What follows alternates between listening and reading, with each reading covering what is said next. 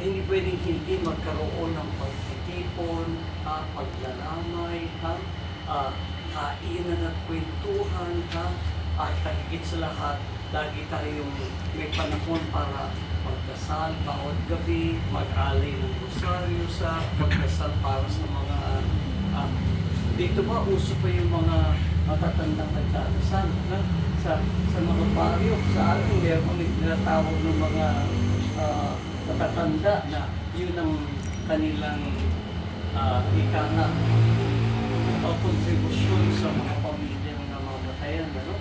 Tapos, higit sa lahat, hindi natin pinapabayaan hindi magkaroon ng misa o idaan muna sa simbahan.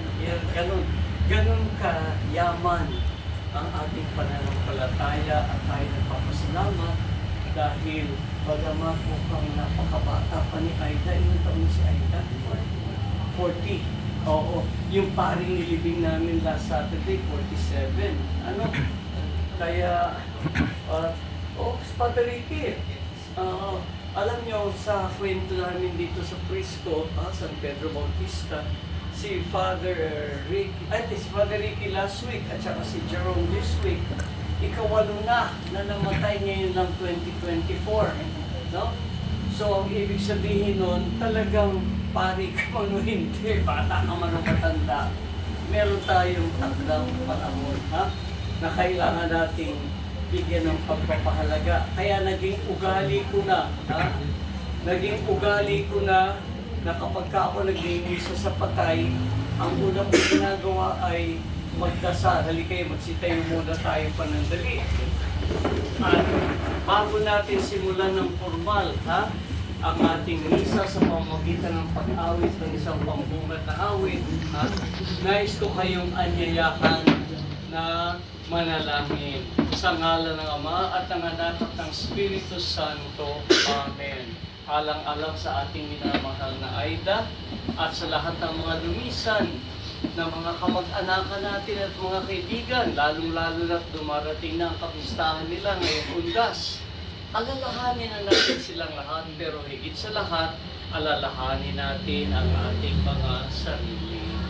Aba, Ginoong Maria, napupuno ka ng grasya, ang Panginoon Diyos ay sumasayo.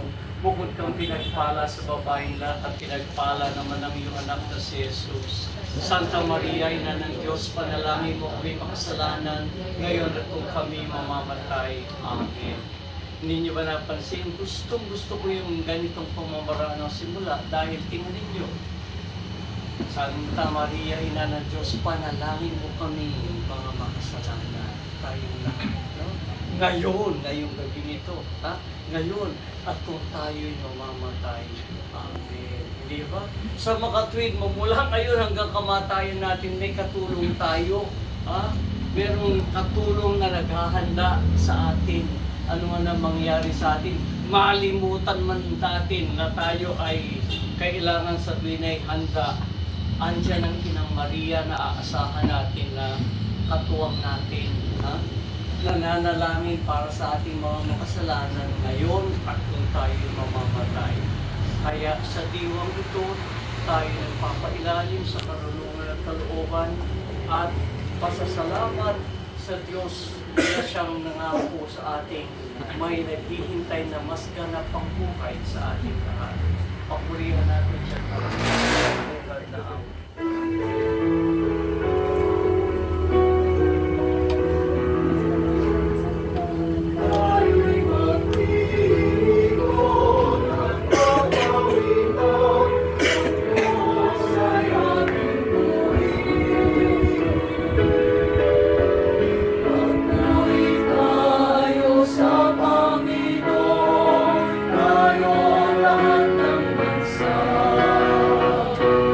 Tayo'y magpili.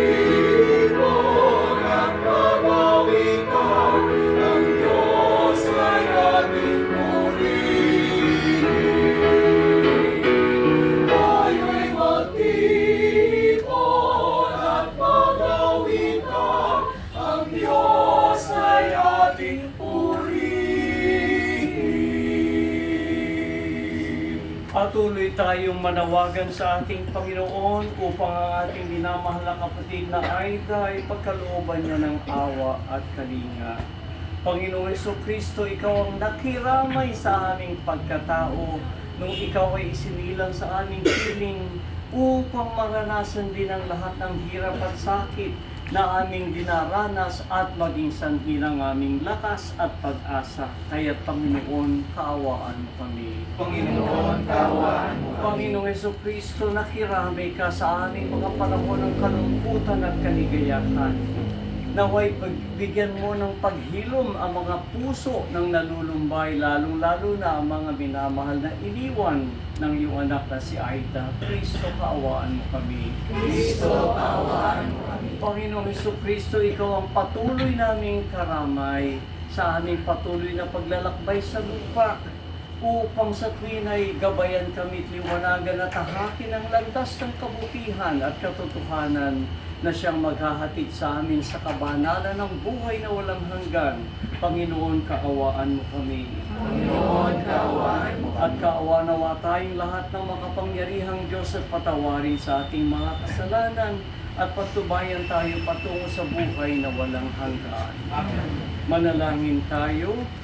Ama naming makapangyarihan, sa iyong piling nabubuhay ang mga pumanaw at lumiligayang lubos ang mga banal.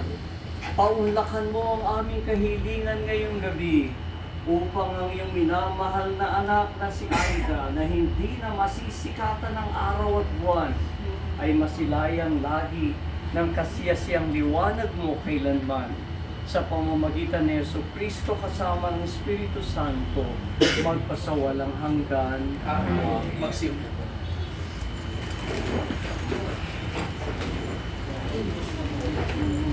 Natakot pa kaya ang salita ng Diyos. Unang pagbasa. Ang salita ng Diyos ay mula sa unang sulat ni Apostol San Pablo sa mga Tesalonica. Mga kapatid, hindi na kailangan isulat ko pa sa inyo kung kailan nagaganap ang mga bagay na ito. Sapagkat alam na ninyo ang pagdating ng araw ng Panginoon ay tulad sa pagdating ng magnanakaw. Kapag sinabi ng mga tao, iwasay at panatag ang lahat, biglang darating ang kapahamakan. Hindi sila makakaiwas sapagkat ang pagdating nito tulad ng pagsumpong ng pagdaramdam ng babaeng manganganak. Ngunit hindi kayo nabubuhay sa kadiliman, mga kapatid, kaya hindi kayo mabibigla sa araw na iyon. Sa darating na parang magnanakaw, kayong lahat ay kabilang sa panig ng kaliwanagan, sa panig ng araw, hindi sa panig ng kadiliman o gabi. Kaya nga, kailangan tayo'y manatiling gising, laging handa, at malinaw ang isip di tulad ng iba. Ang salita ng Diyos. Salamat sa Diyos. Salmong tugunan, sa dilim ng kamatayan, kapiling natin may kapal. Sa dilim ng kamatayan, kapiling natin ang may kapal. Pastol na nagtataguyod, sa akin ay kumupukpok. Ang Panginoong ating Diyos, buhay ko'y di magdaramo. Ako'y di maghihikayos. Tugon. Sa dilim ng kamatayan, kapiling natin may kapal. Sa mainam na pastulan, ako ay pinahihimlay. Ako'y kanyang inaakay sa tahimik na batisan upang lakas ay makamtan. Tugon. Sa dilim ng kamatayan, kapiling natin may kapal. Ang pangako niya sa akin, tapat at di babawiin. Ako'y kanyang aakayin sa matuwid na landasin. Ahawian niya ng dilim. Tugon. Sa dilim ng kamatayan, kapiling natin may kapal. Hindi ako mangangamba hindi ako mangangamba kapag ikaw ay kasama. Ang tungkod mo ay panangga, Panginoon ko, sa tuwin ay walang ikababalisa. Tugon. Sa dilim ng kamatayan, kapiling natin may kapal. Magsitayo po tayo na. Hallelujah.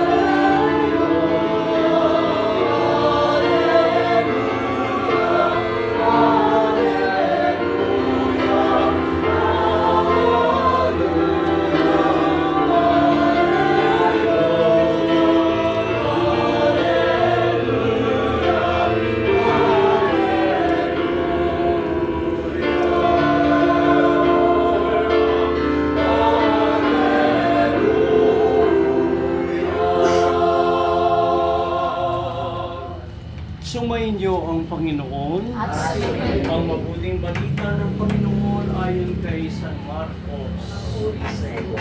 Noong panahong yun, sinabi ni Jesus, walang nakaalam ng araw o oras ng pagsapit ng araw ng Panginoon.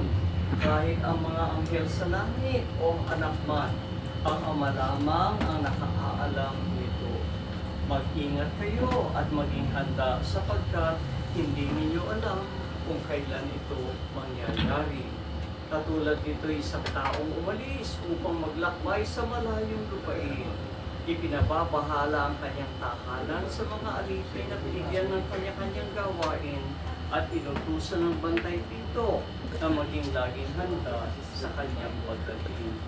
Gayun din naman, maging handa kayo lagi sapagkat hindi ninyo alam kung kailan darating ang puno ng sambahayan. Maaaring sa pagiging, sa hating gabi, sa madaling araw, o kaya'y sa umaga. Baka sa kanyang biglang pagdating ay maratnan kayong natutulog. Ang sinasabi ko sa inyo, sinasabi ko sa lahat, maging handa kayo. Ang mabuting balita ng Panginoon. Pinupuri ka namin, Panginoong Kristo. Kasi po tayo panagdali. Marami naman kapatid, magandang gabi muli at kami nakikiramay ng lahat. No? Pwede bang malaman sino ba ang immediate family members na iniwan ni kayo kapatid? Ano, sino pa? Oo. Anak po. May anak, yun, oo. Wala na. Yung immediate family. No? Sila. Mga pamangkin. Mga pamangkin. Sige, tiga dito kayo talaga. Ano? At sige, salamat po kami nagkaroon ng pagkakataon na kahit papaano'y makiramay sa inyo kahit panandalian. Ano? Kahit sa misang ito lamang. So, nitong nagdaang mga araw, marami bang nakilamay? Ano ba? Oo. Bukas ba niya 24 hours to? 24 hours, ano? Nakita nyo, yun ang kaibahan ng mga tradisyon ng Pilipino, no, ha? Hindi tayo naiiwan sa gitna ng kahit matinding kalungkutan, ha? Merong makikipaglamay upang makiramay sa ating lahat. Hindi ba? Kaya ito ang isa sa kaloob ng ating pananampalatayang Kristiyano. Ha? Sa totoo lang, hindi mo kailangan maging Katoliko para maranasan yung patuloy na pakikiramay. Alam natin kapag tayo nakikiramay, ito'y nakaugat sa pagturing, pagpapahalaga, pagmamahal natin sa ating mga kapwa, lalo sa mga dumaraan ng nga pagsubok at kahirapan sa buhay. Sa totoo lang, pagtapos nito, makikiramay din kami ulit doon sa classmate kong namatay, ano? At makikilamay din ako ng kaunti dahil nga, siya ang talagang classmate ko from day one, na nag-umpisa kami sa seminaryo. At kaya lang talagang ganyan, katulad ng sabi ko, ikawalo na siyang nawala na Franciscano ngayong taong pa lang 2024. Ano?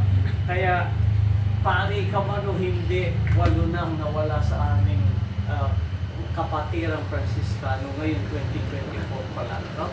Kaya nga, katulad ng narinig nating mga pagbasa, hindi natin alam kung kailan. Ha? Kaya lang, kahit hindi mo alam at kahit hindi tayo handa, salamat sa pananampalataya natin at napakagandang kultura. Ha? Na kahit anong mangyari, unang-una may karamay tayo. Pangalawa, kahit ano bang mangyari, kahit hindi ka handa, nagdadasal tayo ng Abagi Noong Maria kung saan inuulit natin ang kaloob sa atin ng ating pananampalataya. Nandyan si Maria, nakatulong natin, na naghahanda sa atin magmula ngayon hanggang sa oras ng ating kamatayan. Kaya nga hindi ko napakagandang pasalamatan ang Inang Maria sa ganitong kakaibang kaloob sa atin ng ating pananampalataya. Ngayon, kaya ngayon mga kapatid, sabi ko, alam nyo, mahapit na ang All Saints Day na naman. Pupunta na naman tayo sa cemetery next week. Maghahanda na naman tayo maglinis at maghanda para sa undas. Dahil kasama nga ng ating pananampalataya, na talagang meron tayong patutunguhan, no? Sa kredo o kaya sa pagpapahayag ng pananampalatayang Kristiyano, tayo nagdarasal nung sumasampalataya. No? Sa Ingles, yung dulo ng sumasampalataya ay I believe in the Holy Spirit, the Holy Catholic Church, the communion of saints. No? Meron tayong andoon na si Aida, nandoon na yung mga iba pa nating kamag-anakan na dadalawin next week. No? Nandun na sila, bahagi na sila nung tinatawag nating communion of the saints. Kaya lang, alam nyo sa Tagalog, kung hindi po nagkakamali, ang translation sa Tagalog ay sumasampalataya sa Santa Iglesia Catholic sa kasamahan ng mga santo. Di ba? Yun ang laman ng ating credo. Pero alam nyo, sa palagay ko, napakababaw, napakaliteral na translation yun ng communion eh. Kasi ibig sabihin ng communion, meron tayong common na ugnayan sa isa't isa. No? Kaya alam nyo, nung iniisip ko itong ating pagmimisahan kapatid na si Aida, alam ko na, may pumasok sa ulo ko, napakagandang banggitin sa inyo dahil dumarating na ang kanilang fiesta sa October 31, November 1, November 2, lahat yan ay alang-alang sa tinatawag nating mga minamahal na nauna na doon sa communion ng saints. Na ayoko nga ng Tagalog, kasamahan, parang pambarangay, parang sa kaya. Kaya ang ginawa ko, sabi ko, Edmond, ipo-forward ko sa iyo yung napakagandang bagong pananaw ng ating pananampalataya. O sino magbabasa? Sige, basahin mo ng dahan-dahan, pakinggan ninyo pakinggan ninyo. Okay, sige. Damayan ng mga tapat. Yan ang bagong translation. Hindi samahan ng mga santo, kundi damayan. O yung pagdamay, damayan ng mga tapat. Sige. Ang matatag na sandiwaan, paghahaging kapatid sa mga kaloob ng Diyos, at walang kamatayang bayanihan ng lahat ng mga tapat kay Kristo. Hindi ba yun na nangyari itong nagdaang mga gabi? No? Pero ganun din ang diwa ng tinatawag natin communion of the saints sa kabilang buhay. Okay, sige, tuloy mo. Mga tapat na nabubuhay at mga tapat na sumakabilang buhay. Tinatawag din pakikipag-isa ng mga banal. Ito'y bukluran sa isang diwa ni Kristo na nakikilala at nalarama lalo na sa pagdiriwang ng iisang linyag at isang salo-salo sa Panginoon. Kung nakita na ninyo, hindi nawawala ang kaugnayan natin sa mga nauna na. Kaya nga tayo'y taon-taon ay nagpupunta sa sementeryo o sa Memorial Park o sa Columbario dahil patuloy yung ugnayan na yun. Tapos na ba? Hindi na yun? Hindi na po. Labot? O laki na? Patuloy yung kaugnayan na yun sa mga tweet, mga kapatid. Pag sinabi natin nakikiramay tayo sa mga nawalan ng minamahal na si Aida, huwag niyo kalilimutan na ganun din ang kanilang patuloy na gagampanan na katungkulan para sa ating kanilang mga naiwan.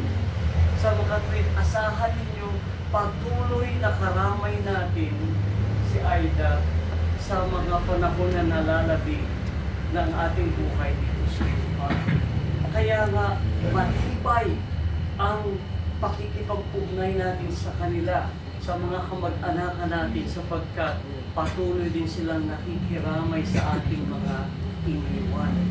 Kasi kung tutuusin, tayo naman ang nahihirapan talaga pagtapos ng mga lamay at burol at libing, balik tayo sa pagkayod natin araw-araw. Tayo ang mananatili, haharap sa maraming pagsubok. Tayo haharap sa maraming paghihirap araw-araw. Tayong mga naiwan dito, patuloy na ang buhay natin, ika nga always at risk, always in danger, always facing so many challenges, facing so many difficulties, so many struggles. Kaya asahan nyo, karamay natin si Aida. Huwag niyong kalilimutan na tawagan sila dahil alam kong yung kaugnayan ng pag-ibig ay hindi namamatay. No? Ang namamatay katawan, pero yung pag-ibig at relasyon at kaugnayan ng patuloy na pagdamay ay hindi nawawala. Taglay natin yan sa ating puso. No? Kaya sana ganun na ang diwa ng ating pagdiriwang. Ha? Maluwag sa ating kalooban na ipagkaloob si Aida muli sa Diyos. Dahil alam naman natin mga Pilipino yan, ha? Sabi nga natin, hiram sa Diyos ang ating buhay. Ha? Pangalawa, una-una yan. Ha? Meron tayong mga talagang tinakdang panahon. Ha? Yung nakita nyo na kahit yung so far this year si Father Ricky pinakabata, hindi si Father Dex mas bata pa, di ba? Si Dexter 35 lang ata ano? 35 ano? Magpo-40, ang mga 38, 59, kung nakita na ninyo. Yung isang pare din namin namatay, no? Eto, last week si Father Ricky, 47, tapos si Father Jerome, medyo may edad na, 75. Oh. Kaya, alam natin yun. Una-una lang, may takdang panahon, hiram sa Diyos ang ating buhay. No? Kaya ngayon, dinadagdagan ko ang inyong kamalayan at kaalaman. Karamay natin ang mga banal na nauna na sa kalipunan ng mga banal. Patuloy silang dadamay sa atin sapagkat yung buklod ng binyag, buklod ng pag-ibig, at buklod na kaloob sa atin ng Diyos ay hindi nagwawakas. No? Kaya pagpatuloy natin ang pagpapadama ng pag-ibig natin kay Aida. Magsitayo tayo at ihandog natin siya sa mga panalangin na ating nadasalin alang-alang sa kanyang kapakanan. Samantalang ang ating itutugon ay, Panginoon, dinggin mo ang aming panalangin. Panginoon, dinggin mo ang aming panalangin. Ama naming makapangyarihan, ginising ng iyong anak, ang kaibigan niyang si Lazaro sa pagkaidlip sa kamatayan. Ibangon mo si Aida sa muling pagkabuhay. Manalangin tayo sa Panginoon. Panginoon, dinggin mo ang aming panalangin. Ama naming maawain, karamay ng mga naninighati ang aming Panginoon sa Kristo. Ipadama mo ang iyong pagdamay sa mga nagdadalang hating dinamahal sa buhay ni Aida. Manalangin tayo sa Panginoon. Panginoon, dinggin mo ang aming panalangin. Ama naming tagapagligtas, sinagip mo kami para sa buhay na walang hanggan. Alalayan mo ang mga nawawala ng pag-asa upang sila'y makasampalataya sa muling pagkabuhay ng iyong anak. Manalangin tayo sa Panginoon. Panginoon, dinggin mo ang aming panalangin. Ama naming mapagkalinga, pinagkalooban ni Jesucristo ng liwanag ang bulag na humiling ng kanyang tanglaw. Huwag mo sanang pabayaan na ang nahihimlay, lalo na ang aming minamahal na kapatid na si Aida, ay manatili sa dilim ng kamatayan. Manalangin tayo sa Panginoon. Panginoon, dinggin mo ang aming panalangin. At ngayon mga kapatid, yamang naghahanda tayo para sa kapistahan ng ating mga minamahal. Lalong-lalo na pagdating ng undas. Ngayon pa lamang ay isipin na natin, isapuso na natin ang kaugnayan na malalim na nakaugat sa pagmamahal natin sa mga minamahal na nauna na lumisan. Ipagdasal natin sila at ialay natin ang misang ito para sa kanilang lahat upang patuloy din nilang gampanan ang kanilang tungkuling makiramay sa ating naglalabing paglalakbay dito sa lupa kasama ng ng Panginoong Jesucristo at Espiritu Santo magpasawalang hanggan. Amen. At ngayon magsiupo kayo at ihanda natin ang ating mga alay.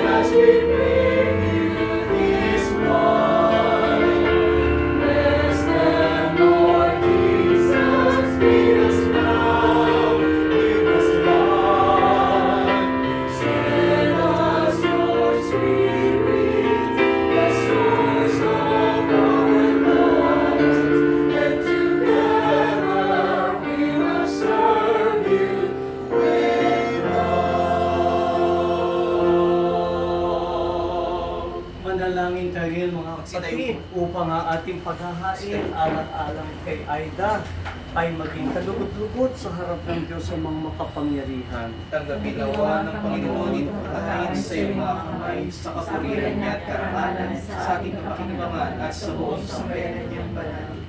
Ama naming lumikha, pinagkaloob ng iyong anak sa amin ang sarili niya bilang pagkaing nagbibigay buhay at inihandog niya ang dugo niyang dumanag bilang inuming nagdudulot ng kagalingan. Kaawaan mo ang iyong minamahal na si Aida upang ang inihahain namin sa iyong ngalan ngayong gabi ay maging sanhi ng kanyang katubusan. Sa pamamagitan ni Jesucristo kasama ng Espiritu Santo magpasawalang hanggan. Sumayin niyo ang Panginoon. Itaas sa Diyos ang inyong puso at diwa. Pasalamatan natin ang Panginoong ating Diyos. Marapat na siya ay pasalamatan. Ama naming makapangyarihan, tunay nga marapat na ikaw ay aming pasalamatan sa pamamagitan ni Jesucristo na aming Panginoon. Sa gabi ng kamatayan ay pag-asang sumisilay ang muli niyang pagkabuhay na aming kinabukasan. Loob namin lumalakas, ngayong aming natitiyak na kamatay ay lilipas. Hindi ito ang aming wakas. Sa sandali ng pagpanaw, ikaw ang aming hantungan. Kami ngayon ay namamatay, sa iyo bukas nabubuhay. Kaya kaysa ng mga anghel na nagsisiyawit ang papuri sa iyo nang walang humpay sa kalangitan, kami nagbubunyi sa iyong kadakilaan.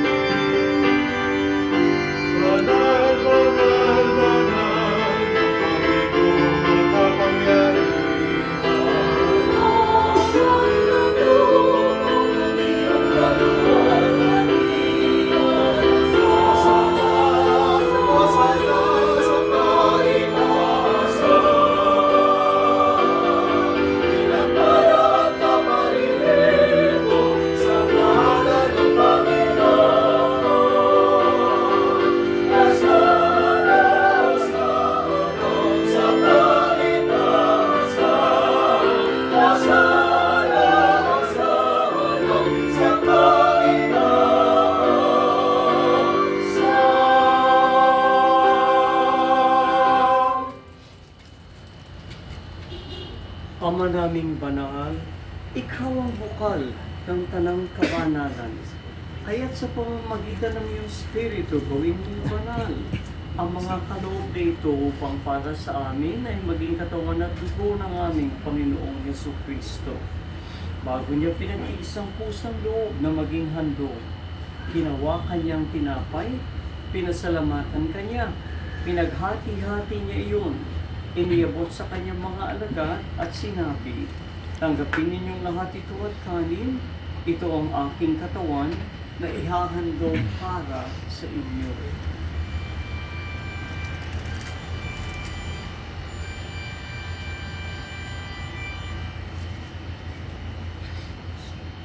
Gayon din naman, nung matapos ang hapunan, tinawakan niya ang kalis, muli kanyang pinasalamatan. Iniabot niya ang kalis sa kanyang mga alagad at sinabi, tanggapin ninyong lahat ito at inumin.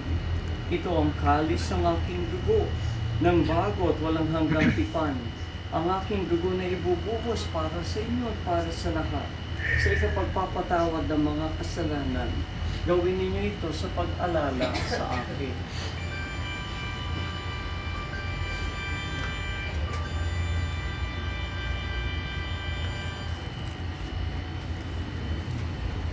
Ang misteryo ng pananampalataya.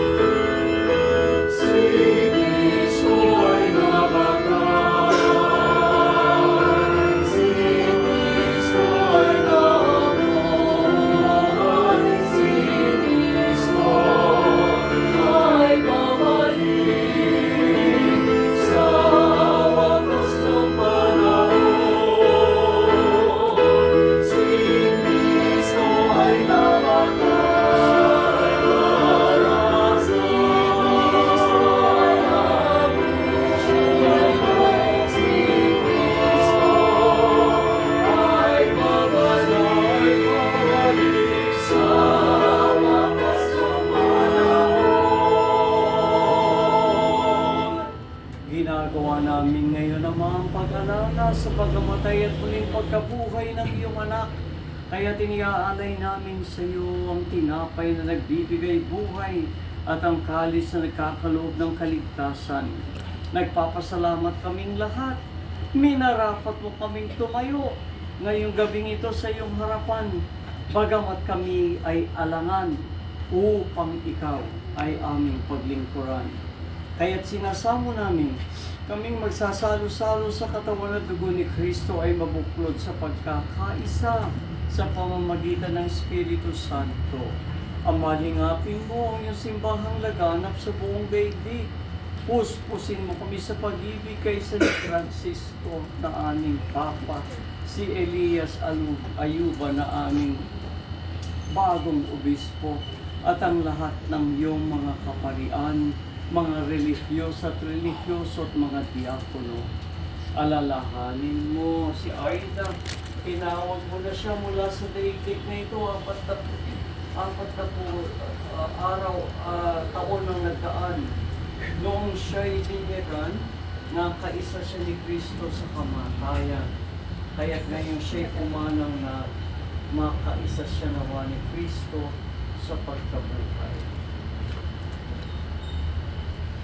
At gayon din, nalalahanin mo na sana ang lahat ng aming mga kapatid, mga kamag-anakan at mga kaibigan. Silang nahimlay na may pag-asang muling mabubuhay. Silang nauna ng mga pumanaw. Kaawaan mo silang lahat. Patuloyin mo sila sa iyong kaliwanagan. At pagdating ng panahon, kami rin naman ay gawin mong karapat-dapat na makasalo sa iyong buhay na walang wakas kaysa ng mahal na Birheng Mariang Ina ng Diyos, San Jose na kanyang kalinis-linisang esposo, kaysa ng lahat ng mga apostol, mga martir at mga banal, lalong-lalo na si San Pedro Bautista, si San Francisco. Silang mga namuhay dito sa daigdig ng kalugod-lugod sa iyo. Maipagdiwang nawa namin ang pagpupuri sa ikararangal mo sa pamamagitan ng iyong anak na aming Panginoong Jesucristo. Sa pamamagitan ni Kristo kasama niya at sa Kanya, ang lahat ng parangal at papuri ay sa iyo, Diyos amang makapangyarihan, kasama ng Espiritu Santo magpasawalang hanggan.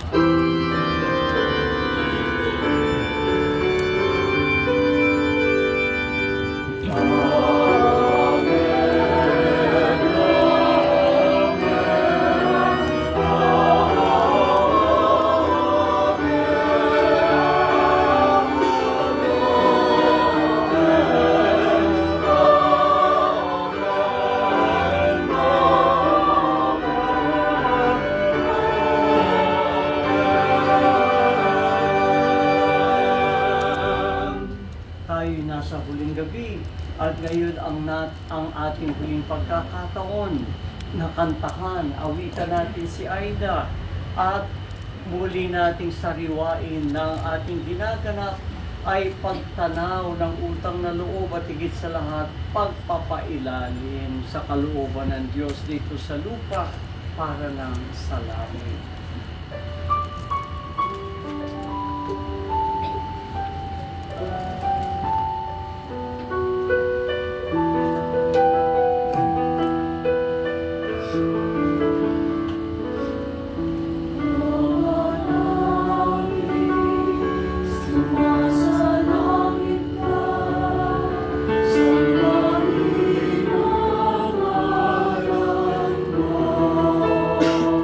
Baba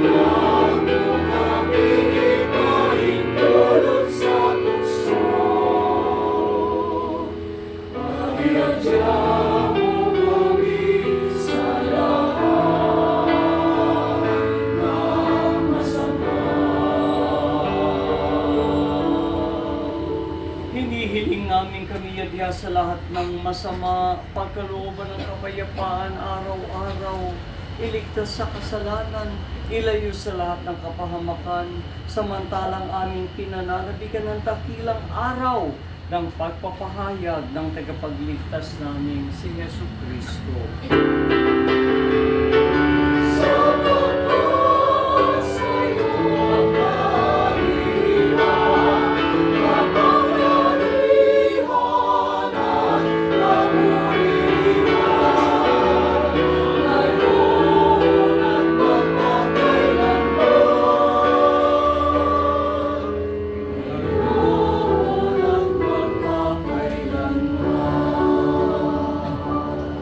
Panginoong Hesukristo, sinabi mo sa iyong mga apostol, kapayapaan ang iniiwan ko sa inyo, ang aking kapayapaan ang ibinibigay ko sa inyo.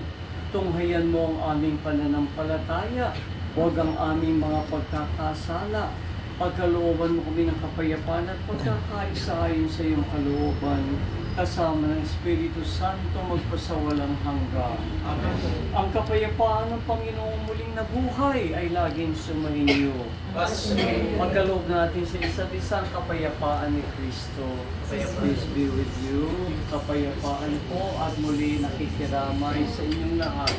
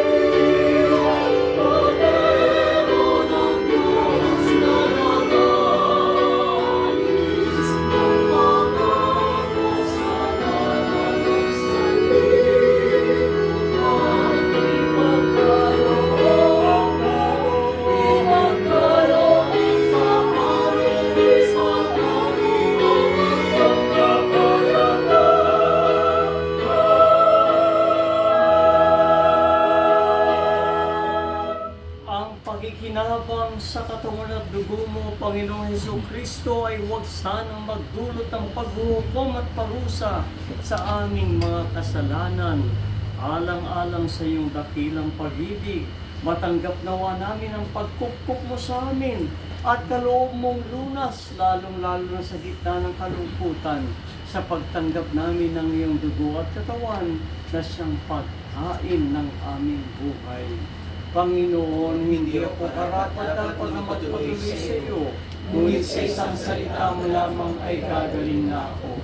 Ipagsanggalang nawa tayong lahat ng katawan at dugo ni Kristo para sa buhay na walang hanggan. Amen.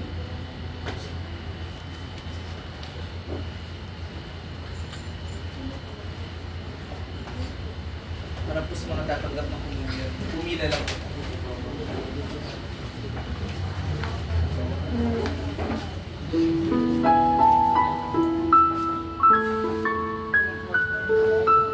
Gusto mo po yun ay kaya.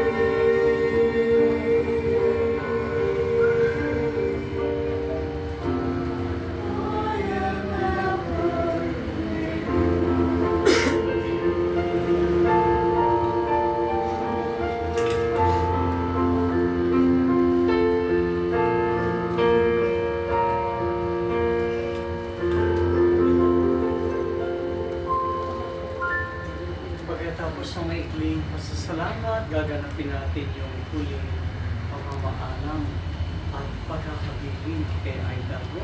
Aanyayahan ko lalo-lalo na yung mga immediate members ng family na pabaunan natin si Aida ng ating pagbabasbas. No?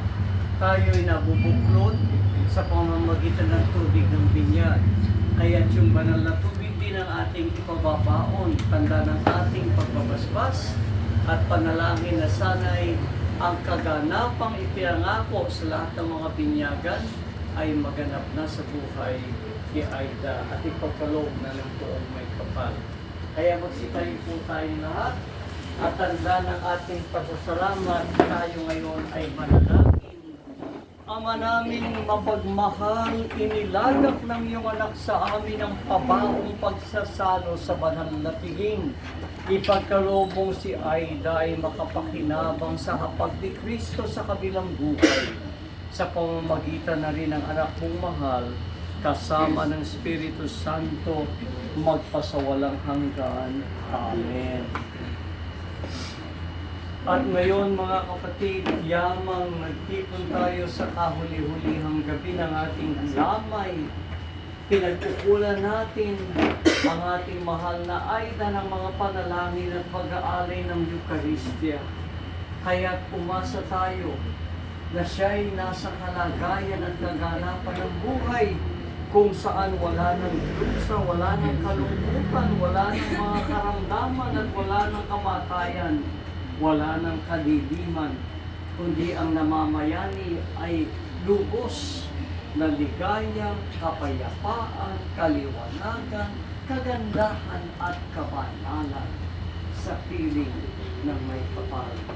Kaya kayong mga patron, mga pintakasin namin, mga kabanal-banalan, kayong lahat ng mga kamag-anakang nauna na at mga minamahal, hali kayo't akayin ninyo ang aming bilyo na pumanaw sa piling ng buong mahal. Si Kristo rin mismo ang mag-aakay naman sa iyo sa kanlungan ni Abraham. Doon kahihimlay kung saan ang ilaw, kapayapaan na walang hanggan, kaligayahan kailanman ang ipagkakamit sa iyo ng buong may kapal.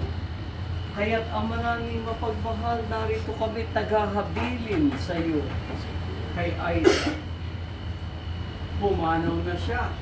Binawi mo na ang buhay na pinagkaloob mo sa kanya sa loob ng 40 taon. Huwag mo sana siyang pababayaan. Pamalagiin mo siyang buhay na buhay at masigla sa iyong piling. Alang-alang sa iyong awa at pag-ibig. Patawarin mo na sana ang lahat ng mga pagkakamali, pagkakasala at pagkukulang na kanyang nagawa dala ng kanyang angking makataong kadinahan. Manatili ka nawang maligayang maligaya sa piling ng amang mapagmahal, kasama ng sa Kristo ating Panginoon at ang Espiritu Santo magpasawalang hanggan. Amen. Paalam sa iyo, kapatid na pumanaw, mapasapiling ka naman ng buong may kapal. Paunin mo sa iyong paglalakbay ang pagpapala ng Diyos Ama at Anak at Espiritu Santo. Amen.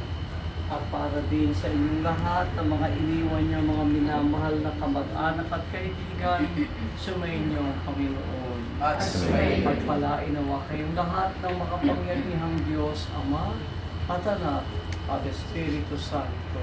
Amen. Buhayin natin sa tuwina sa ating puso ang diwa ng ating pakikiramay at pagdamay sa isa't isa, lalo-lalo na sa mga panahon ng pagsubok at kahirapan, sapagkat tayo nabubuklod. Hindi lamang tayo mga buhay, pati ang ating mga nauna ng mga minamahal ng pag-ibig na pinagkaloob sa atin ng Diyos sa ating mga puso. Magandang gabi po at maraming salamat sa inyong lahat. Ngayon, inaanyayahan ko yung mga kamag-anakan.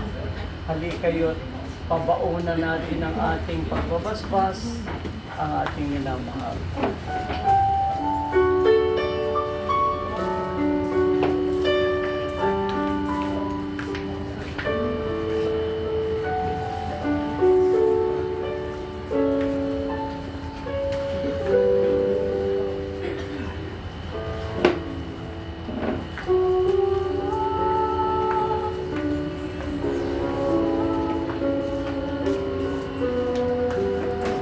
Amen.